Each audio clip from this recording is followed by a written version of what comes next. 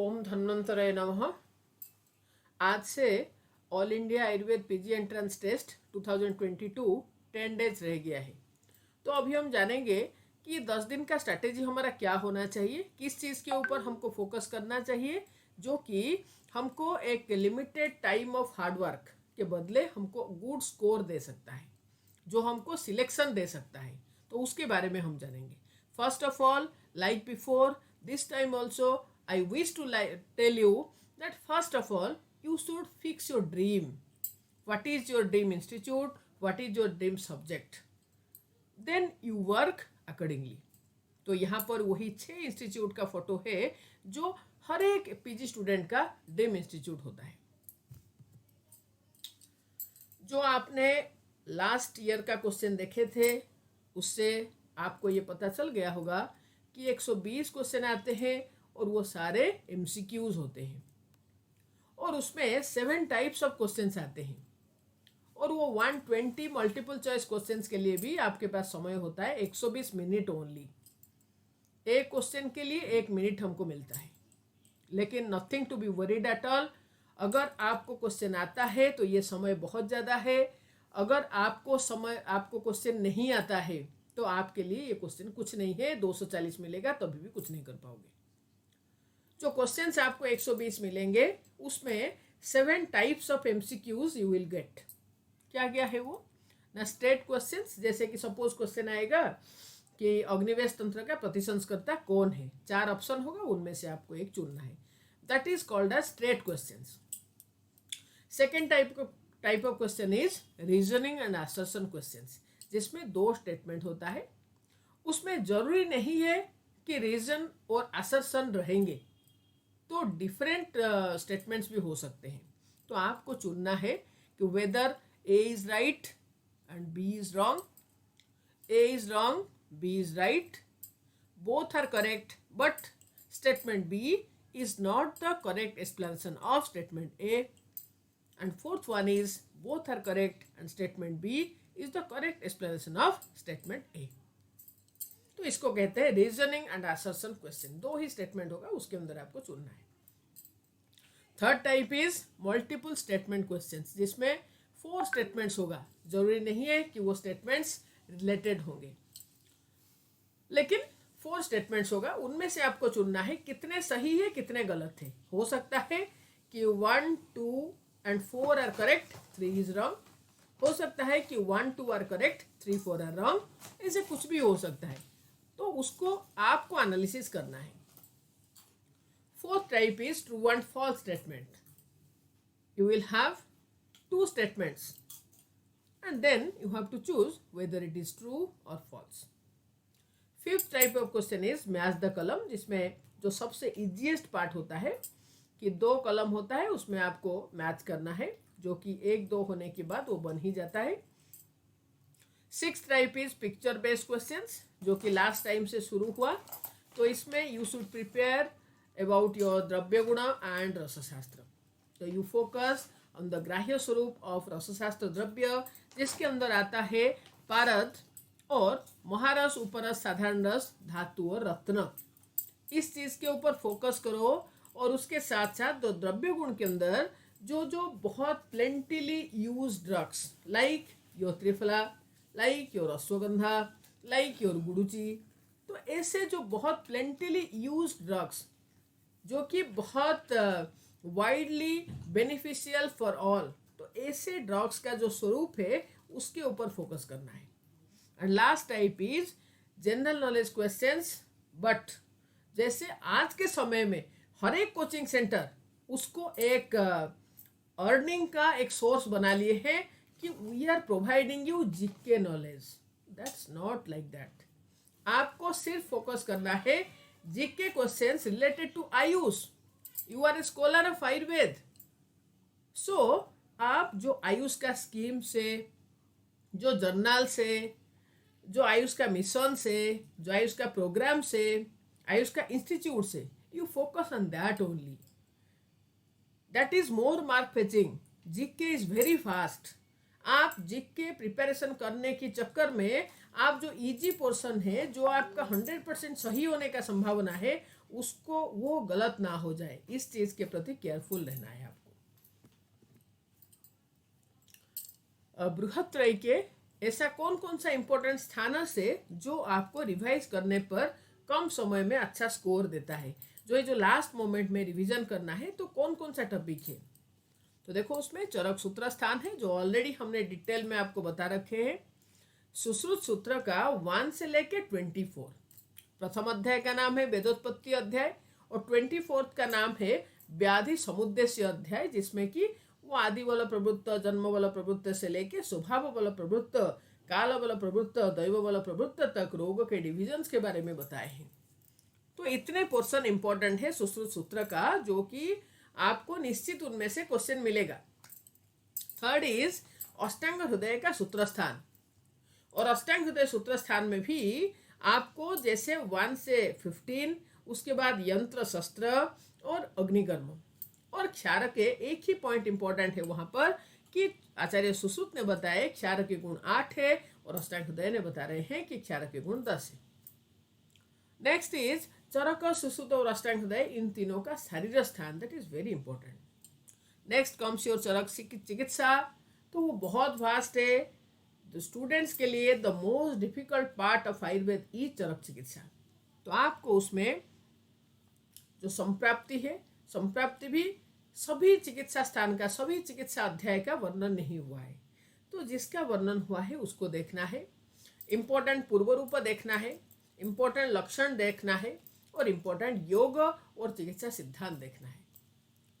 चरक सिद्धि very important. आज के समय में पंचकर्म जो है one of the hot subjects, तो इसलिए आपको चरक सिद्धि, उसके साथ साथ सुश्रुत चिकित्सा स्थान का 31 से लेके 40, इतना अगर आप याद कर लेते हो तो आपको 4 questions you must get. Next comes your Sushrut Uttar Tantra Shalakya वाला पोर्शन, जो कि 1 से लेके 26 तक। शालक्य से निश्चित 4 क्वेश्चन मिनिमम रहते हैं। अगर आप ये 26 अध्याय पढ़ लेते हो तो आपको 4 क्वेश्चन मिल जाएगा, जो कि आपको 16 मार्क देता है, तो इसलिए इसको भी बहुत अच्छे से करना है।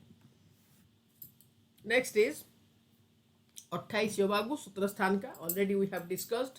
महाकषाय, जैसे कि मैंने आपको कहा था, पंचवल्कल किस में आया, पुष्पगण किस में आया, फलवर्ग किस में आया, तो ये सारे चीज को देखना है।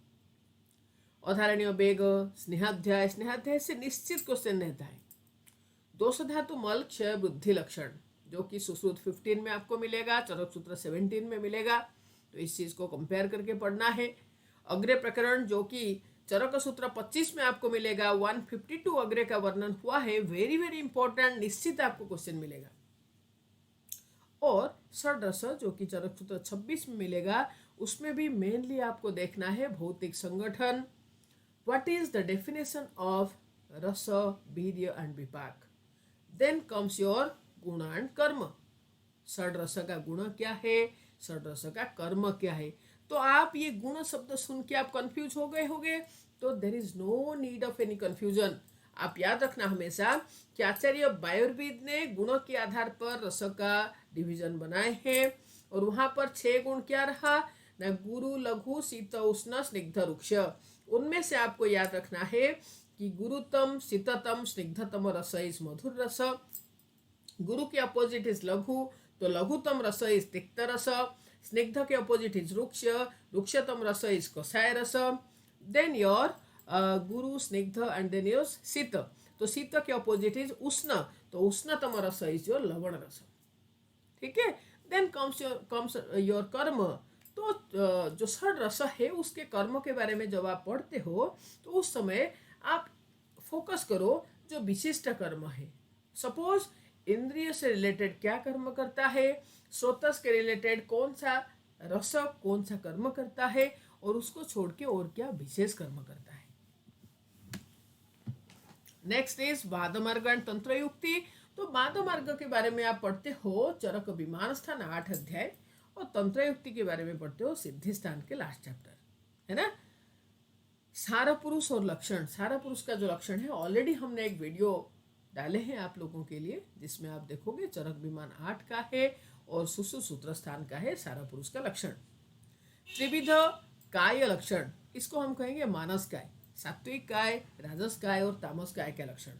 इसमें भी द मोस्ट इम्पोर्टेंट पॉइंट जो है उसको टच करना है। जैसे कि मैं आपको कहूँ कि समं सर्वभूतेषु ब्रह्म का क्या लक्षण है, जैसे कि आप पढ़ोगे तोय काम, ये मत्स्य का क्या लक्षण है। जैसे कि आप पढ़ोगे सूर और धीर, तो ये वारुण का क्या लक्षण है। जैसे कि सूर और चंड, ये सर्प का क्या लक्षण है। तो ये सारी चीज बहुत इंपॉर्टेंट है। जैसे कि असंचय, तो ये है शकुन का क्या लक्षण। तो ये सारे तो मोस्ट इंपॉर्टेंट पॉइंट ऑफ त्रिविध काय लक्षण, जिसमें कि आप पढ़ते हो सात्विक काय 7 है, राजस काय 6 है और तामस काय 3 है।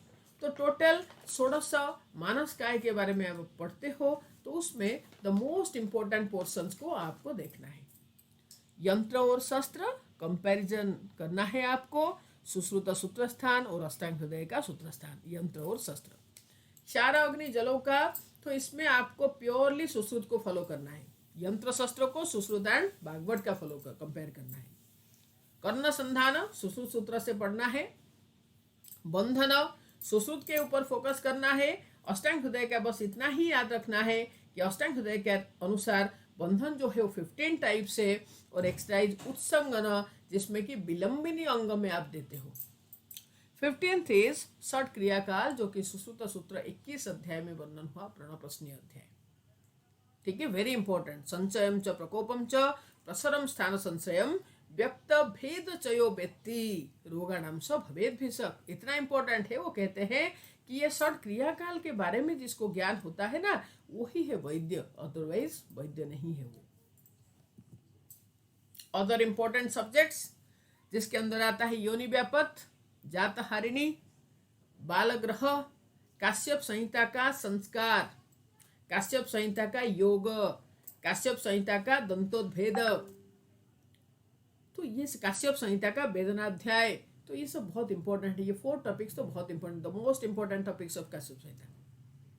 नेक्स्ट इज काश्यप कल्पना, जैसे कि त्रिसमा गुटिका, जैसे कि संवर्धन घृत, परिभाषा प्रकरण सारंगधर का भी और रसशास्त्र का भी। रसशास्त्र में परिभाषा प्रकरण में आप पढ़ोगे धन्वंतरी भाग क्या है, रुद्र भाग क्या है, भावना क्या है, निर्भाग क्या है, ढालन क्या है, कज्जली क्या है, परपटी क्या है ना, अमृतिकरण क्या है। ये सारी चीज को आपको पढ़ना है परिभाषा प्रकरण रसशास्त्र का।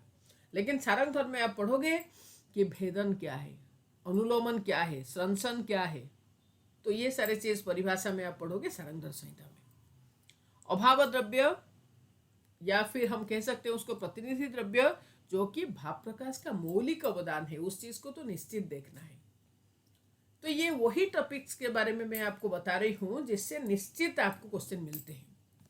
It will assure your selection. Next, to hit the target revise the subjects repeatedly. जो जो इंपॉर्टेंट टॉपिक्स है उसको रिपीटेडली आप रिवाइज करो and practice multiple question papers. Convert your weakness to your strength. Every day you solve question papers. Then what you should do? आप लिखो कि कितने क्वेश्चन आपके गलत हुए हैं और उसके राइट साइड में लिखो कारण क्या है। क्या आपने पढ़े नहीं हो, क्या आप कंफ्यूज होते हो 2 ऑप्शन के अंदर, तीसरा यह है क्या आपने बहुत जल्दबाजी में किए हो, या फिर आपने 4 ऑप्शंस को देखे ही नहीं। तो जो भी निदान होगा गलत करने में, उसको निवारण उसी दिन ही करो। सपोज आज हमने 2 क्वेश्चन पेपर सॉल्व किए हैं और 2 क्वेश्चन पेपर को मिला के मेरा मान लो 40 क्वेश्चंस गलत हुआ है, तो वो 40 क्वेश्चंस को रिवाइज करना आज ही ये मेरा कर्तव्य है। सबसे पहला काम यही है। तो आपको मिनिमाइज करना है इजी क्वेश्चंस को गलत करना, और आपका जो इजी टॉपिक से जो आपका स्ट्रेंथ है उसके लिस्ट को बड़ा करना। ये आपका वाइज डिसीजन रहेगा सिलेक्शन को अश्योर करने में। Keep calm and win the battle. कोई बोलता है आपके सामने मैंने तो आज इस टॉपिक को कर लिया, मैंने तो आज संघर्ष का पेपर लिखा और वहां पर मैंने 118 क्वेश्चन को सही कर दिया, तो उससे आपके मन को प्रभावित होने मत दो, शांत रहो। हमेशा याद रखना है कि आचार्य चरक ने सबसे जो बढ़िया कर्म बताए वो है प्रशम है। पथ्यानांग प्रशम, पथ्यानांग हरितकी। तो प्रशम क्या है? प्रशम है मन को शांत करना। तो till the exam, till the October 15 keep calm. किसी भी जो बाहरी कारण है उसके द्वारा मन को प्रभावित होने मत दो। कीप काम, शांत रहो। और उसके लिए अगर जरूरत है तो दिन में मिनिमम तो 2 बार आपको प्राणायाम करना ही है। और आवश्यकता होने पर मन अगर ज्यादा चंचल हो रहा है ना तो 4 बार करो, लेकिन प्रैक्टिस प्राणायाम। और प्राणायाम करते समय एकाग्रता को डेवलप करो। मन को कोई एडवर्सिटी के माध्यम से उसको चंचल होने मत दो। Keep calm, don't be over confident, don't lack your confidence also. Keep calm. और उसके मध्यस्थ स्थिति जो है that is called calmness, which is told by Charaka as prasham. And win the battle. जब मन स्थिर हो जाता है ना तब आप युद्ध में जरूर विजयी होगे, इसमें कोई भी संदेह नहीं है। Self belief and regular hard work will earn you the success, your desired success. तो आत्मविश्वास रखो कि you are the best, but उसके साथ साथ अपना कर्म को भी सही रखो। सुबह समय पे उठना, रात को समय पे सोना, समय में भोजन करना, ये श्रेष्ठ योग होता है, ऐसे गीता में वर्णन आया है। तो आपको भी अभी वही काम को करना है। समय पे सोना है, समय पे उठना है, समय में भोजन करना है, बाकी समय आपको पढ़ना है। और be confident, confidence is half success. आप जितना पढ़ाई किए हो वो आपको 50% ऑफ सक्सेस शेयर करेगा, लेकिन other 50% of your success will contribute your confidence. Good luck to you all, wish you all the best, may God bless you all. Exam लिखने से पहले धन्वंतरी को पूजा करने के लिए बिल्कुल भी नहीं भूलना। और उसके साथ साथ संकट मोचन हनुमान जी का चालीसा पढ़ने के लिए भी नहीं भूलना, क्योंकि संकट मोचन है वो। तो आपके जो भी संकट है उसको दूर करने का काम जो है वो हनुमान जी का है। टू एयर इज ह्यूमन, हम तो मनुष्य है, हम देवता नहीं है, तो हमसे तो गलती होगा, लेकिन हमारे कर्मजन्य जो भी संकट आएगा उसको दूर करना हनुमान जी का काम है। तो हनुमान जी को और धन्वंतरी भगवान को प्रार्थना करने के लिए बिल्कुल भी नहीं भूलना। Wish you all the best.